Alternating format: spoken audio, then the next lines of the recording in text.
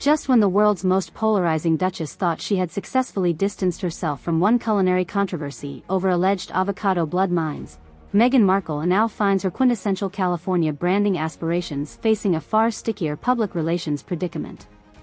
This week the former royal once again made ignominious headlines, but this time over accusations of outright larceny after a beloved British jam maker accused Markle's New Age wellness brand of unabashedly ripping off their signature preserves recipe in a flagrant intellectual property heist that strikes at the heart of the quaint company's multi-generational legacy. The controversy first bubbled up after Meghan's much-hyped inaugural Markle Sparkle product line dropped featuring her newly minted Mind-Hold hair gel, consisting primarily of an ambrosially fruit-forward vegan concoction designed for glossy smoothness with zero residues. According to incensed allegations now flying from the Taunton-based Wilkin & Sons Preserve Company, the key ingredient in Markle's goop-inspired styling gunk is an unmistakable ripoff of their iconic Tiptree Little Scarlet strawberry conserve recipe dating back 175 years to the brand's founding by a former Buckingham Palace chef. From the very first whiff of that distinctively infused elderflower nuance within her Royal Zest formula, it immediately reeks of our Scarlet Preserve's unmistakable fragrance representing centuries of handcrafted English confectionery excellence, raged Simon Pierce, 11th generation steward of the family jam empire's coveted cooking techniques. As if completely suppressing a signature essence spanning ages of careful proprietary cultivation in its own fraudulent knockoff veggie wax pomade weren't larceny enough? Wilkin & Sons, both royal household purveyors for over 2 centuries and recently granted prestigious royal warrant status from the late Queen Elizabeth II, immediately sicked lawyers brandishing decades-old horticultural patent materials upon learning Markle's misleadingly marketed concoction contained bio-identical flavor compounds proprietary to England's most prized preserves house. According to fuming executives at the company's historic Farm Park facility, no authorized cross-licensing existed allowing any commercial entity let alone blatant competitors to crib trademarked recipes literally created for stuffing Queen Victoria's scones with every opening batch. Our Tiptree Little Scarlet contains an uncanny rogues gallery of subtle secret seasonings echoing Mrs. Alice Garwood's original preserves dating back to the reign of King William IV, whose recipes she learned serving the very Hanoverian dynasty gifting Frogmore Cottage where this wretched woman absconded to plot her saccharine skullduggery. Pierce continued with escalating outrage. To think she thought she could purloin generations of guarded Wilkin & Sons cultivation alchemy simply by conscripting some uncredited aromatic staff at her Santa Barbara vanity waxery toward reverse engineering our precious Kentish perennial decoctions constitutes a grotesque desecration tantamount to robbing crown jewels. From the jam maker's frothing perspective, Markle stealing generations' worth of preserves prowess for cynical capitalist grift is merely the latest chapter in apparently never-ending saga outraging proper posh sensibilities. Originally lured into the Duchess's glowing celebrity orbit before Majexit's defection scars fully materialized, Wilkin & Sons insiders reveal their master confectioners were briefly contracted 2 years ago to collaborate with Markle's original failed Sconeville baked goods launch modeled after Michelle Obama's healthier school lunch initiatives. Unbeknownst to the trusted jam dynasty at the time, Markle allegedly perpetrated those overtures merely as a pretext to fleece their hallowed strawberry processes to splice into her fledgling grooming serum operations.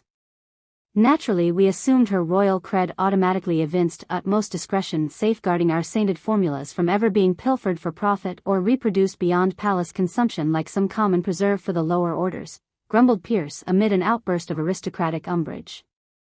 So as Wilkin operatives innocently detailed all 240 meticulously monitored steps comprising our farm-to-jar alchemy awaiting her unassuming recipe blog plug, those thieving colonials were uploading terabytes of fruit essence data into their thriving personal care racket which should have really just settled upon peddling some legal pyramid scheme like everyone else spouting Oprah mystic babble. As corporate tensions rapidly escalated threatening even more calamitous bombshell discoveries around the scope of Markle's industrial espionage operation, Wilkin & Sons sources confirmed the company remains committed to pursuing legal retribution to its fullest extent. Not only do they intend extracting sizable monetary damages for theft of intellectual property spanning over a century and a half, many executives harbor no compunctions unleashing their most brutal solicitors toward literally putting the Duchess on trail yet again, this time quite plausibly facing outright criminal indictments. Make no mistake, this corporation shall not rest until we extract a punitive pound of flesh from that wretched American congenital freeloader for her brazen trespasses against the perpetual sanctity our strawberry preserves empire," fumed Pierce while stamping a proverbial sovereign boot onto the family's company history manifesto dating back to the Georgian era. She may haughtily feign willful ignorance all she wants, pretending her personal brand ethics prioritize authenticity and ancestral origin story branding over every other blasphemous counterfeiting corporate raiders. But if it requires bankrolling an all-out Wilkin and Sons litigious jihad smearing any remaining residue she possesses in this realm, she'll soon come to accept that we remain the Genghis Khans of English confectionery artisanship, and no grifting duchess shall raid our gingham Jared coffers without suffering ruinous consequences.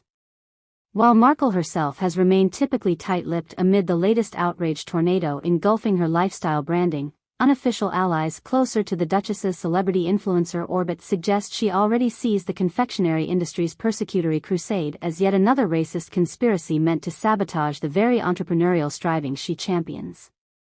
According to those fiery faithful, Wilkin and Sons, a quintessential legacy institution supposedly symbolizing all of monarchy's fusty antiquities, became instantly threatened the moment an empowered woman of color dared infiltrate and appropriate their hidebound Anglo traditions for progressive modern repurposing. No sooner did Meghan inspire the entire hair care industry to rethink its entrenched limited definitions of what all-natural ingredients should represent in holistic styling than these old-guard jam oligarchs got straight up intimidated by her disruptive creative vision, proclaimed an American PR flack identified only as the Boyd Beckwith. The whole Wilkin dynasty basically just exposed themselves as some archaic coven of hermetic sisterhood berserkers hellbent on sabotaging Meghan from soaring into full ancestral wokeness apotheosis via any means necessary.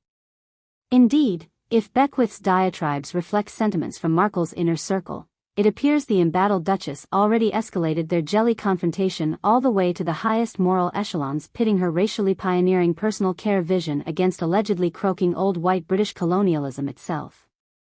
Several woke theorists advising Markle have already begun drafting elaborate screeds alleging the jam industry's entire alleged rhubarb antiquated recipes literally derive from indigenous Cherokee medicine pouch formulas pilfered by prototypical white settlers as far back as the Trail of Tears era, thus rendering any later plagiarism charges from Wilkin and Sons moot on ancestral ethnic grounds. By that reckoning, Meghan didn't so much steal their alleged treasured formula hack as merely reclaim an ancient sacrosanct lineage hijacked from America's first peoples generations ago, making any further Bowdlerized jam corporation intimidations effectively upholding institutionally racist residues from that whole native confectionery heritage genocide, Beckwith thundered defiantly. So if these old white jam racists still colluding to suppress biodiverse botanical truth want intellectual property beef, we say pray your tired Linnean taxonomies even survive the reckoning coming for all those profiting from high fructose cultural appropriation.